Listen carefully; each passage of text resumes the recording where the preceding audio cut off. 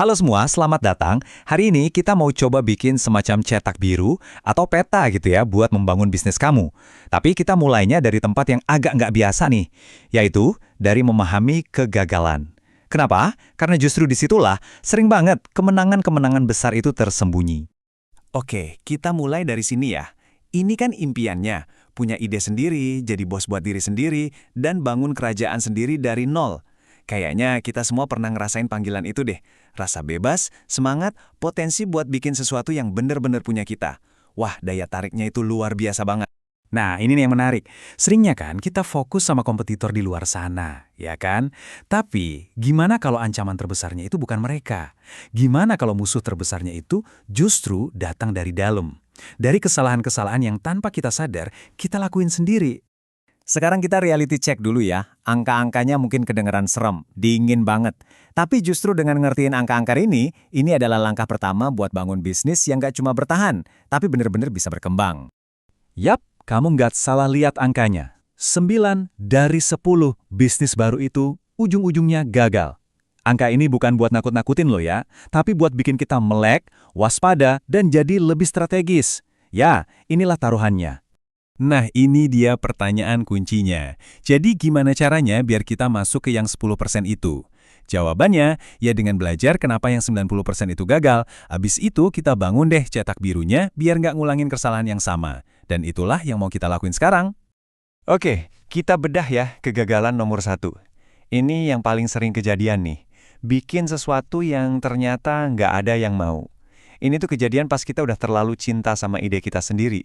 Saking cintanya, sampai lupa nanya satu pertanyaan paling penting. Beneran ada yang butuh ginian gak sih? Ayo ngaku, pernah kepikiran kayak gini nggak? Nah, ini tuh jebakan klasik banget. Semangat itu bagus, penting banget malah. Tapi kalau cuma asumsi doang tanpa data, wah, itu bahaya banget buat bisnis kamu. Nah, disinilah bedanya. Di satu sisi ada ide hebat kamu yang rasanya, wah ini jenius banget. Terus di sisi lain ada pasar. Pasar itu isinya ya orang-orang dengan masalah beneran. Bisnis yang sukses itu bukan cuma soal idenya, tapi soal gimana caranya kita bangun jembatan yang nyambungin ide kita itu sama masalah yang ada di pasar. Ini dia poin kuncinya. Jadi bisnis itu bukan soal seberapa keren idemu, tapi seberapa jago kamu nyelesain masalah orang. Gampangnya gini, nggak ada masalah yang nggak ada pelanggan. Nggak ada pelanggan yang nggak ada bisnis. Udah, sesimpel itu.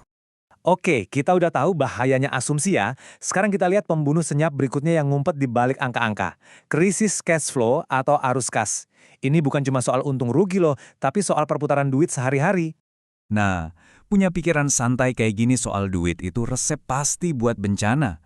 Nggak peduli sama angka-angka itu sama aja kayak nyetir mobil sambil merem. Cepat atau lambat, ya pasti nabrak. Biar lebih jelas ya, cash flow atau arus kas itu ibarat oksigen buat bisnis kamu. Darahnya perusahaan kamu.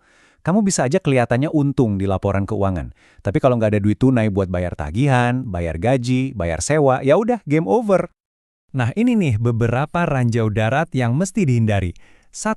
Nggak punya budget yang jelas, jadi nggak tahu duitnya lari kemana aja. 2. Nyampurin duit pribadi sama duit bisnis. Aduh, ini resep kacau balau buat pembukuan. 3. Ngeremehin biaya-biaya operasional. Dan yang terakhir, lupa nyisihin duit buat pajak. Masing-masing kesalahan ini tuh kayak lubang kecil di kapal. Satu aja udah bahaya, apalagi kalau banyak, bisa tenggelam kapalnya. Oke, kita udah ngomongin masalahnya ya kan? Sekarang bagian yang paling penting, solusinya. Ayo kita ubah semua pelajaran soal kegagalan ini jadi sebuah rencana aksi. Rencana yang benar-benar bisa dijalanin.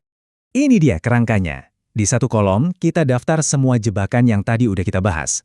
Nah, di kolom sebelahnya, kita pasangin sama langkah cetak biru yang jelas. Jadi, buat tiap jebakan, ada solusinya. Ini tindakan nyata buat ngubah potensi gagal jadi pondasi buat sukses. Nah, ini dia contohnya.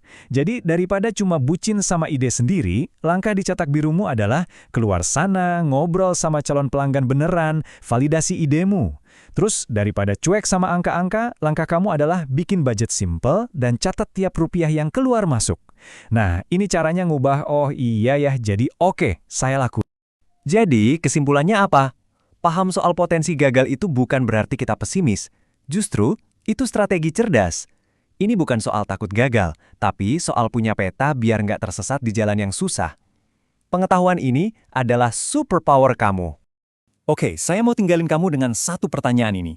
Punya ide hebat itu gampang, tapi ngubah ide itu jadi bisnis yang bisa masuk ke kelompok 10% yang sukses, nah itu butuh rencana yang hebat. Semoga pembahasan kita kali ini bisa bantu kamu mulai membangun rencana itu.